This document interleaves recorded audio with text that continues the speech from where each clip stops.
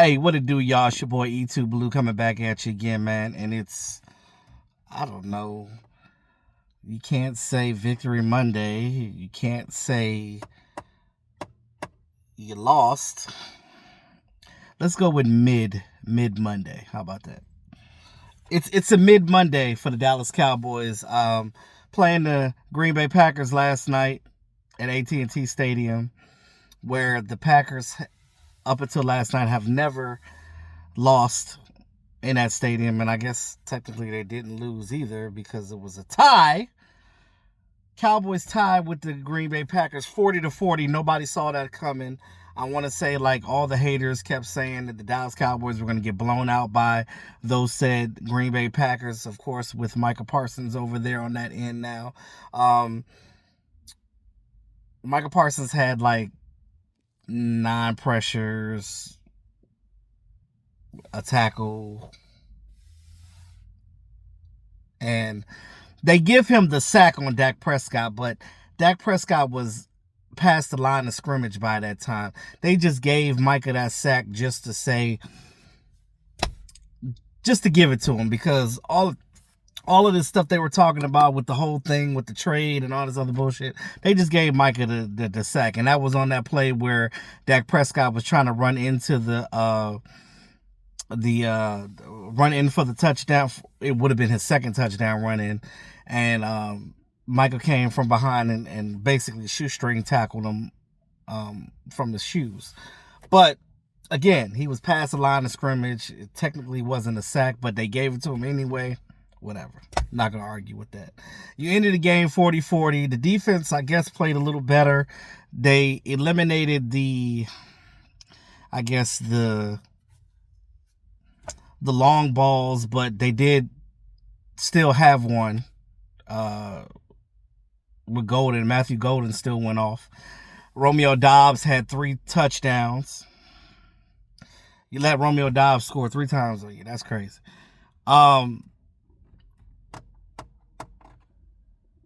Jake Ferguson got his first touchdown for the year. Javonte Williams got his touchdown. George Pickens got 2 touchdowns in this game. Shout out to George Pickens for stepping up, being the number 1 with the absence of CeeDee Lamb.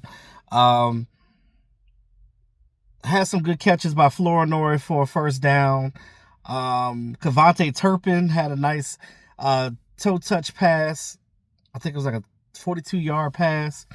And got to give it to Tolbert as well. I know a lot of people are down on Tolbert this year and want Tolbert off this game, but Tolbert definitely serves a purpose still on this team. I feel like shout out to all the receivers for stepping up in the absence of CeeDee Lamb.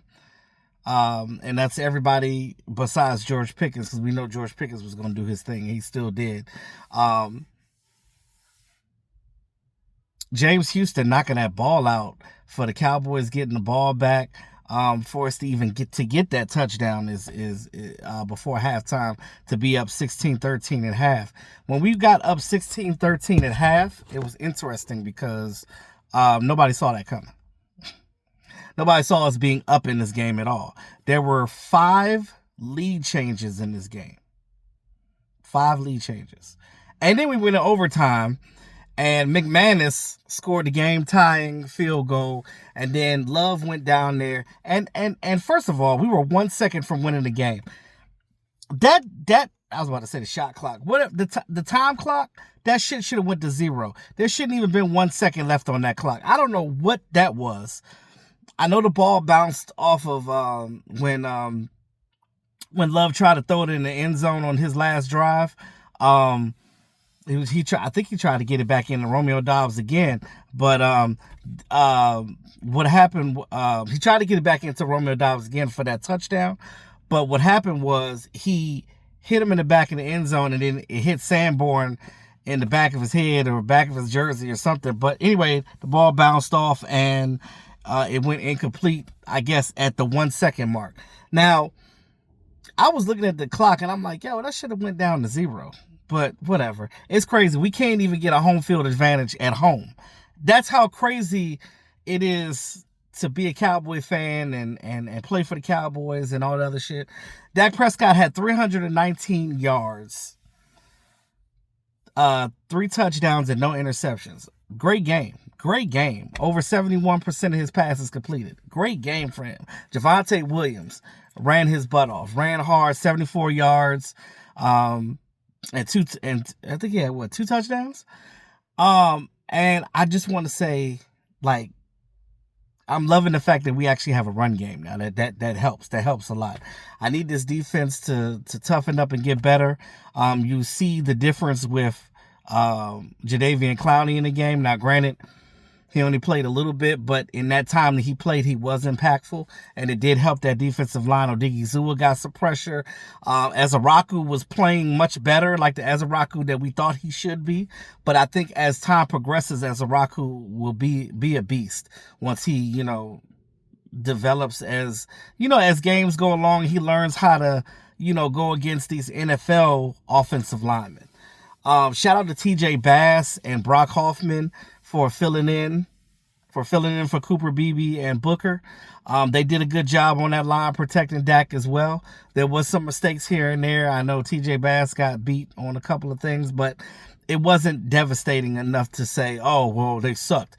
They did a pretty good job, and I got to give them their credit for that. Especially Brock Hoffman, because, he's a fighter, and I like him as a backup. This is the first time the Dallas Cowboys had a tie game since 1969. I wasn't born yet, because I wasn't born until 85. So I never seen the Cowboys have a tie before. Because I used to always say, I don't remember the Cowboys ever having a tie game. Yeah, because I wasn't born. But I will say this. It is definitely the second highest scoring tie in NFL history. I think the first one was it the Patriots? I don't know who had it, but I know that the first one was 43-43, which it was 3. If we both would have scored 3 more points, we would have tied the highest tie in NFL history. But we got the second, and I don't know, this tie may come back and haunt us later on trying to get into playoff. But going forward, I'm going to talk about it in future videos, but going forward, we can go on a run on these next couple of games. I think the only one that I'm looking at is right now that's, I know we got the Jets coming up. I know we got to play the Commanders.